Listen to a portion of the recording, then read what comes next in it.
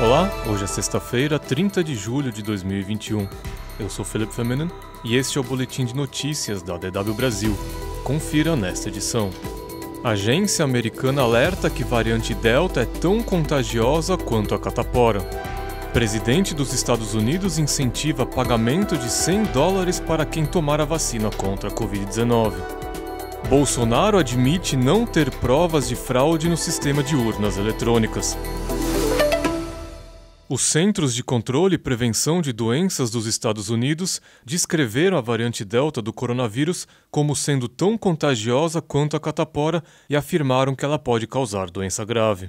A variante Delta também tem maior probabilidade de romper as proteções oferecidas pelas vacinas, segundo o documento. Ou seja, uma pessoa vacinada infectada pela Delta pode ser tão contagiosa quanto uma pessoa não vacinada e capaz de transmitir o coronavírus a outras pessoas vacinadas. A agência americana diz que a variante Delta é mais transmissível do que os vírus que causam ebola, resfriado comum, gripe sazonal e a varíola.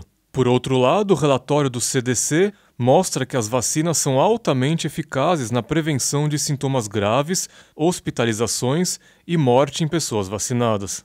A agência enfatizou a importância da vacinação, mas alertou que o próximo passo no combate à Covid-19 é reconhecer que a guerra mudou. O presidente dos Estados Unidos, Joe Biden, quer incentivar a vacinação no país com recompensa financeira. O presidente americano solicitou que governos estaduais e municipais providenciem pagamentos no valor de $100 para cada americano que se vacinar contra a Covid-19. O Departamento do Tesouro afirmou que tais incentivos podem ser pagos com recursos do pacote de ajuda de $350 bilhões concedido em março. Na quarta-feira, o prefeito de Nova York, Bill de Blasio, já havia anunciado o pagamento de $100 para qualquer pessoa que tome sua primeira dose. Nos Estados Unidos, cerca de 58% da população já recebeu a primeira dose da vacina e cerca de 50% já estão totalmente imunizados. O presidente Jair Bolsonaro admitiu que não tem provas que corroboram sua tese de risco de fraude no sistema de urnas eletrônicas. Em transmissão ao vivo, o presidente afirmou que não tem como comprovar que as eleições anteriores foram ou não foram fraudadas. Bolsonaro havia anunciado a transmissão há vários dias para tratar de supostas fraudes no sistema eletrônico de votação. A transmissão se estendeu por mais de 2 horas. E, em vez de provas, o presidente apresentou uma série de notícias inverídicas, como vídeos de supostos erros das urnas e simulações de invasão do sistema, material antigo e que já tinha sido amplamente desmentido. Para especialistas, o comportamento de Bolsonaro na transmissão trouxe elementos que podem ser enquadrados em crimes de responsabilidade estabelecidos na lei que regulamenta o impeachment.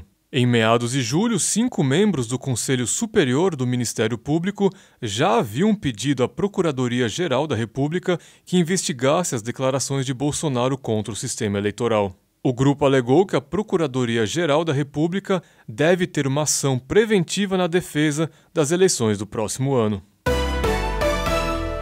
A Austrália convocou o exército para garantir que sejam cumpridas as medidas anti-coronavírus. Cerca de 300 soldados foram destacados para Sydney para ajudar na imposição do lockdown. Um surto da variante Delta, que começou em junho, já causou quase 3.000 infecções e resultou em 9 mortes. Os soldados passarão por um treinamento específico no fim de semana antes de iniciar patrulhas desarmadas na segunda-feira. O lockdown está em vigor na Austrália até pelo menos 28 de agosto. A medida impede que as pessoas saiam de casa, exceto para exercícios físicos, compras, cuidados médicos ou outras questões essenciais. Apesar das rígidas medidas de confinamento, as infecções continuam a se espalhar na maior cidade australiana. A taxa de vacinação da Austrália é uma das mais baixas entre as nações industrializadas. Apenas 17% da população adulta está imunizada.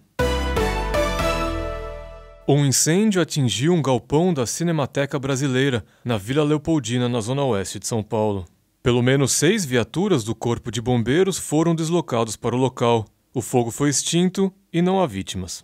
Uma estimativa preliminar aponta que o fogo atingiu cerca de 400 metros quadrados com salas de arquivos históricos. Funcionários da Cinemateca afirmaram que o incêndio teria começado com um curto-circuito do ar-condicionado. O local já havia sido palco de um incêndio em fevereiro de 2016. Na ocasião, cerca de 1.000 rolos de filmes da década de 40 foram destruídos. No ano passado, o galpão também sofreu danos e perdas por uma enchente. Na semana passada, o Ministério Público Federal em São Paulo havia alertado o governo federal para o risco de incêndio na Cinemateca. Em abril, ex-funcionários da Cinemateca publicaram um manifesto alertando para o risco de destruição do acervo. E em julho do ano passado, o Ministério Público Federal tinha apresentado uma ação civil pública contra a União por abandono da Cinemateca Brasileira. Mais informações você confere à tarde, na segunda edição do Boletim de Notícias da DW Brasil.